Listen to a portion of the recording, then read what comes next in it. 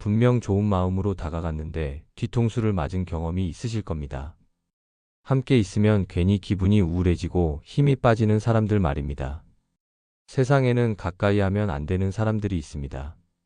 아무리 좋은 사람이라도, 아무리 오래 알던 사이라도 때로는 멀리하는 것이 현명합니다. 오늘 이 시간을 끝까지 함께 해주시면 문제 있는 사람들을 한눈에 알아볼 수 있는 5가지 특징을 알게 됩니다. 그리고 그런 사람들로부터 나 자신을 지키는 현명한 방법도 배우실 수 있을 겁니다. 편안하고 행복한 인간관계를 위해 때로는 용기 있는 선택이 필요합니다. 첫 번째 어두운 특징, 성공을 질투하는 사람과는 거리를 두세요. 여러분 주변에 이런 사람 있지 않으신가요? 좋은 소식을 전했을 때 진심으로 축하해주지 않는 사람 말입니다. 결혼 50주년입니다 라고 말하면 요즘 이혼하는 사람도 많은데 라고 하고, 손자가 대학에 합격했습니다 라고 하면 요즘 대학 나와도 취업 안 된다던데 라고 답합니다. 이런 사람들은 왜 그럴까요? 간단합니다. 다른 사람이 잘 되는 것을 보면 자신이 못난 것 같아서 기분이 나쁜 것입니다. 그래서 좋은 일에도 문제점을 찾으려고 하고 성공을 운이라고 말하거나 걱정스러운 면만 이야기합니다. 그것도 다 운이지, 힘들 텐데, 나중에 어떻게 될지 모르는데. 이런 말들 많이 들어보셨죠? 아리스토텔레스라는 옛날 철학자가 이런 말을 했습니다. 다른 사람이 행복한 것을 보고 괴로워하는 게 질투다. 질투하는 사람은 남의 성공을 자신의 실패로 여긴다. 맞는 말입니다. 질투하는 사람들은 다른 사람이 잘 되면 자신이 상대적으로 초라해 보인다고 생각합니다. 그럼 어떻게 해야 할까요? 간단합니다. 중요한 기쁜 소식은 그런 사람들에게 굳이 말하지 마십시오. 진짜 축하해줄 사람들하고만 나누시면 됩니다. 그들이 찬물을 끼얹는 말을 해도 신경 쓰지 마십시오. 그건 여러분 잘못이 아니라 그 사람의 문제입니다. 진짜 좋은 친구는 여러분이 좋은 일 생겼을 때 자기 일처럼 기뻐해 줍니다. 그런 사람들과만 가까이 지내시면 됩니다. 두 번째 어두운 특징, 부정적 에너지를 퍼뜨리는 사람을 피하세요. 두 번째로 거리를 두어야 할 사람들의 특징은 만나는 사람마다 부정적인 에너지를 전파한다는 것입니다. 이런 사람들과 대화를 나누고 나면 왠지 모르게 기분이 무거워지고 우울해집니다. 마치 감정적 에너지 흡혈귀와 같아서 주변 사람들의 긍정적인 에너지를 빨아들입니다. 모든 대화의 주제가 불평, 원망, 걱정, 부정적 전망으로 흘러갑니다. 날씨 이야기를 해도 요즘 날씨가 이상해. 지구온난화 때문에 큰일 날 것 같아 라고 말하고, 좋은 뉴스를 들려줘도 그렇긴 한데 뒤가 걱정이야 라고 답합니다. 이런 사람들의 가장 큰 문제는 해결책을 찾으려 하지 않는다는 것입니다. 그저 불만을 토로하고 동조를 구하는 데만 관심이 있습니다. 심리학에서는 이것을 감정 전염이라고 부릅니다. 부정적인 감정도 바이러스처럼 전염되어 주변 사람들의 정신 건강을 해칩니다. 우리 뇌는 다른 사람의 감정을 무의식적으로 흉내내도록 설계되어 있습니다. 슬픈 사람을 보면 우리도 슬퍼지고 화난 사람을 보면 우리도 불편해집니다. 이는 인간의 자연스러운 공감 능력이지만 지나치면 문제가 됩니다. 로마의 철학자 세네카는 이렇게 말했습니다. 우리는 다른 사람의 불행을 들으면서 스스로도 불행해진다. 지혜로운 사람은 타인의 부정적 감정에 물들지 않도록 자신을 보호할 줄 안다. 세네카의 지혜는 오늘날에도 유효합니다. 다른 사람의 부정적 에너지로부터 자신을 보호하는 것은 선택이 아니라 필수입니다. 부정적 에너지를 퍼뜨리는 사람들의 전형적인 대화 패턴을 살펴보겠습니다. 요즘 정말 힘들어. 세상이 왜 이런지 모르겠어. 사람들이 다 이기적이야. 앞으로 더 나빠질 것 같아. 이런 말을 들으면 처음에는 동정심이 생깁니다. 하지만 시간이 지나면서 이런 패턴이 반복된다는 것을 깨닫게 됩니다. 더 심각한 문제는 이런 사람들이 해결책을 제시하면 거부한다는 것입니다. 이렇게 해보는 건 어때? 라고 조언하면 그건 안 돼. 내 상황은 달라. 쉽게 말하네라고 답합니다. 결국 그들이 원하는 것은 해결책이 아니라 동조와 공감입니다. 자신의 부정적 감정을 정당화하고 다른 사람도 같은 감정을 느끼기를 원합니다. 여러분은 어떻게 생각하세요? 주변에 이런 분이 계실 때 어떻게 대처하고 계신가요? 이런 사람들과의 관계에서 자신을 보호하는 방법이 있습니다. 첫째, 대화 시간을 제한하는 것입니다. 무제한으로 부정적 이야기를 들어주지 마세요. 둘째, 긍정적 주제로 대화를 돌리려고 노력해 보세요. 그들이 계속 부정적 방향으로 이끌어간다면 그것이 그들의 본성입니다. 셋째, 감정적 경계선을 명확히 하세요. 나는 항상 긍정적으로 생각하려고 해라고 자신의 입장을 분명히 하세요. 넷째, 만남 후에는 반드시 정화 시간을 가지세요. 좋은 음악을 듣거나 산책을 하거나 긍정적인 사람과 대화를 나누세요. 가장 중요한 깨달음은 이것입니다. 우리는 다른 사람의 감정을 치유해 줄 의무가 없습니다. 동정심과 공감은 좋지만 그것 때문에 자신이 무너져서는 안 됩니다.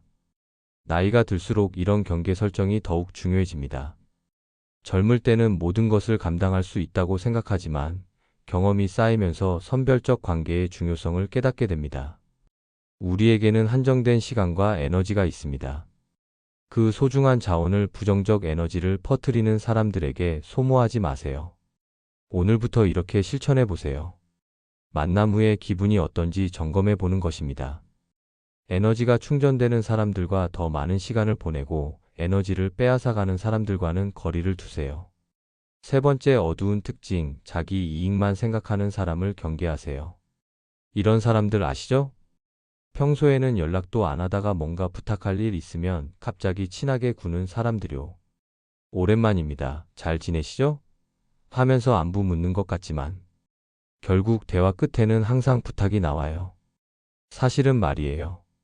하면서 시작하는 거 아시죠? 이런 사람들 특징이 뭐냐면요. 자기한테 필요할 때와 필요 없을 때 태도가 180도 달라집니다. 도움 필요할 때는 우리 사이에 뭐가 있어. 가족 같은 사이인데 이러다가 부탁 들어준 후에는 쏙 들어가서 연락도 안 해요.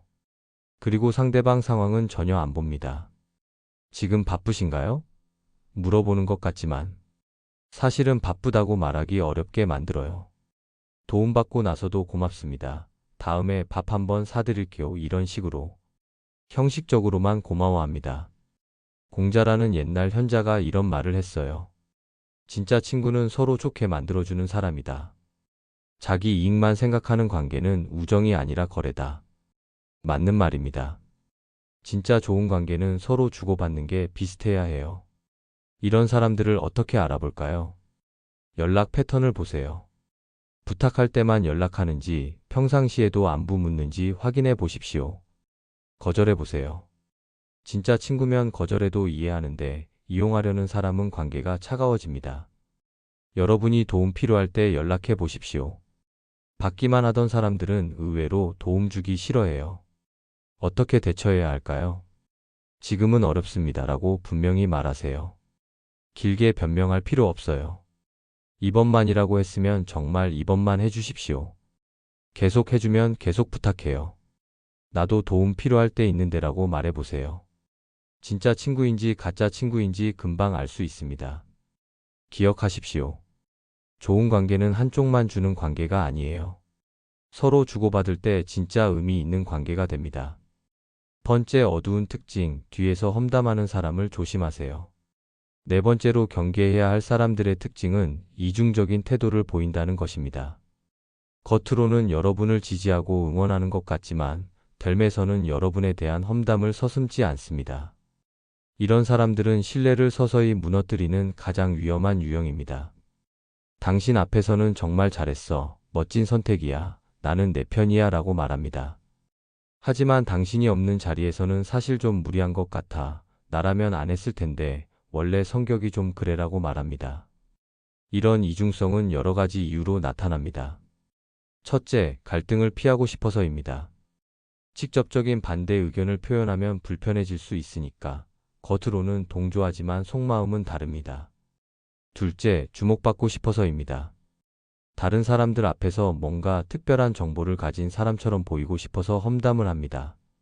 셋째, 우월감을 느끼고 싶어서입니다. 다른 사람을 비판함으로써 자신이 더 현명하고 판단력이 있다고 느끼려고 합니다. 고대 중국의 철학자 노자는 이렇게 말했습니다. 진실한 사람은 말과 행동이 일치한다. 앞에서 하는 말과 뒤에서 하는 말이 다른 사람은 믿을 수 없다. 이런 사람과는 깊은 관계를 맺지 않는 것이 현명하다. 노자의 지혜는 단순하지만 강력합니다. 말과 행동의 일치, 앞과 뒤의 일치가 신뢰의 기본입니다. 이런 사람들을 구별하는 방법이 있습니다. 우선 다른 사람들에 대한 그들의 말을 주의 깊게 들어보세요. 당신 앞에서 다른 사람들을 험담한다면 당신이 없을 때는 당신을 험담할 가능성이 높습니다. 그 다음으로는 일관성을 확인해 보세요. 같은 주제에 대해 상황에 따라 다른 말을 하는지 관찰해 보세요. 또한 제3자를 통해 확인해 보세요. 믿을 만한 다른 사람을 통해 그들이 당신에 대해 어떻게 말하는지 간접적으로 알아볼 수 있습니다. 마지막으로 민감한 정보를 공유했을 때의 반응을 보세요. 개인적인 이야기를 했을 때 나중에 다른 사람들이 그것을 알고 있다면 의심해 볼 필요가 있습니다. 여러분 주변에도 이런 경험이 있으실 텐데요. 분명히 지지해준다고 했던 사람이 뒤에서는 다르게 말한다는 것을 알게 되면 정말 배신감이 큽니다. 이런 사람들로부터 자신을 보호하는 방법이 있습니다. 가장 중요한 것은 중요한 개인 정보를 공유하지 않는 것입니다. 진짜 신뢰할 수 있는 사람에게만 개인적인 이야기를 하세요. 그 다음으로는 그들의 지지를 진짜로 받아들이지 않는 것입니다. 겉으로는 고맙다고 하지만 마음으로는 거리를 두세요. 또한 중요한 결정을 내릴 때 그들의 의견을 참고하지 않는 것입니다. 진심으로 지지하지 않는 사람의 조언은 도움이 되지 않습니다. 필요하다면 직접적으로 확인해 보는 것도 방법입니다. 혹시 내가 없을 때 나에 대해 다르게 말한 적 있어? 라고 물어볼 수도 있습니다. 정말 중요한 원칙이 있습니다. 진정한 지지는 앞에서도 뒤에서도 같아야 합니다. 상황에 따라 달라지는 지지는 진짜 지지가 아닙니다. 인생 경험이 쌓일수록 이런 사람들을 구별하는 눈이 생깁니다.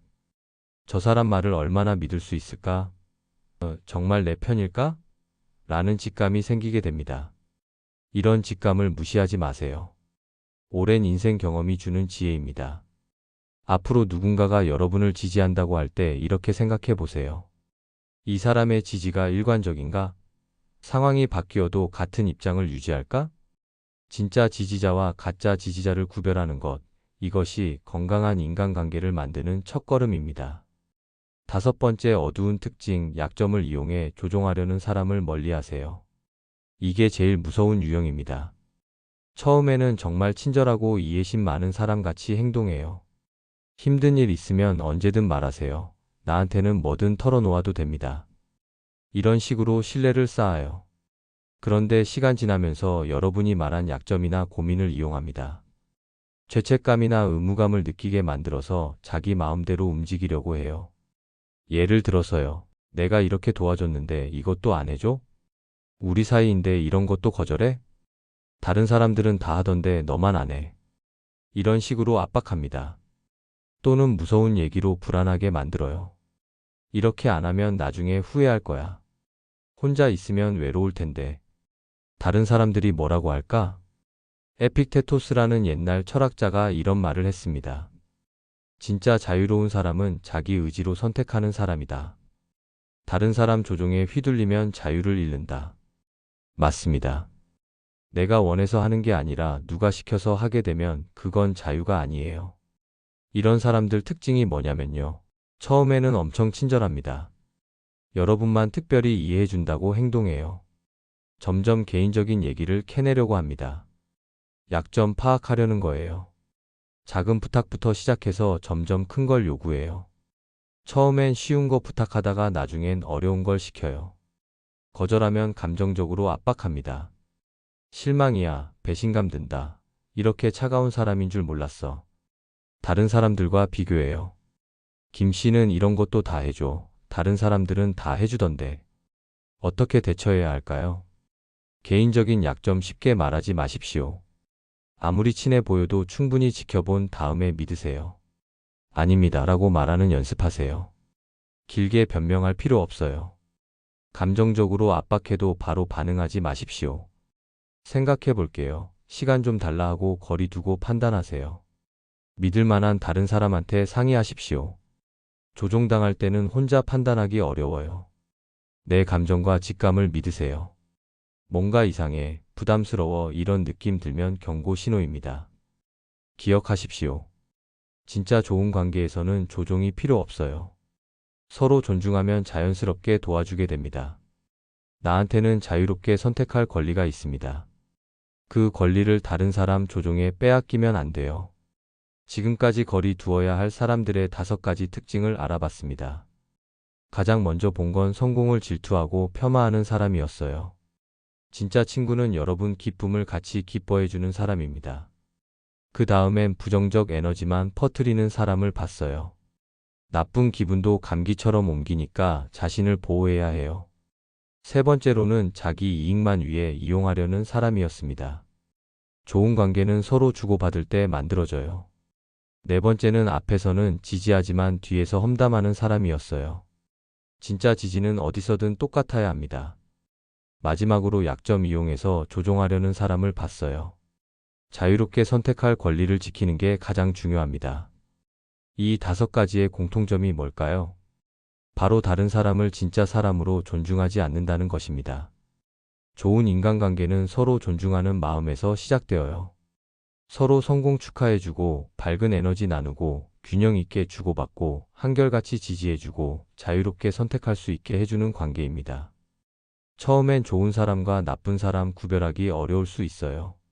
하지만 시간 두고 보면 본 모습이 나옵니다. 그때 용기 내서 선택하세요. 좋은 사람들과는 더 가까워지고 문제 있는 사람들과는 멀어지는 겁니다. 이건 이기적인 게 아니에요. 나 자신을 지키고 좋은 관계 만들어가는 현명한 선택입니다. 살아보니까 알게 되는 게 있어요. 많은 사람과 얕게 지내는 것보다 적어도 진짜 믿을 만한 사람들과 깊게 지내는 게 훨씬 좋다는 겁니다. 우리한테 주어진 시간과 힘은 한정되어 있어요. 그 소중한 것들을 정말 가치 있는 관계에 써야 합니다. 오늘 이야기가 도움되셨다면 좋아요 눌러주시고 앞으로도 이런 좋은 내용 받아보고 싶으시면 구독도 부탁드려요. 그리고 댓글로 여러분 경험도 나눠주세요. 이런 사람들 만난 경험 있으시거나 좋은 관계 만드는 여러분만의 방법 있으시면 들려주십시오. 아니면 어떤 상황에서 관계 정리하기가 제일 어려우셨는지도 궁금해요. 여러분의 경험담이 같은 고민하는 다른 분들한테도 큰 도움 될 것입니다. 편안하고 행복한 인간관계 만들어가는 건 쉽지 않아요. 하지만 용기 내서 선택하면 분명히 가능합니다. 여러분 모두 진짜 소중한 사람들과 함께하는 의미 있는 관계 만들어 가시길 진심으로 응원해요. 오늘도 소중한 시간 내서 들어주셔서 정말 고맙습니다. 여러분의 평화롭고 행복한 하루 응원해요.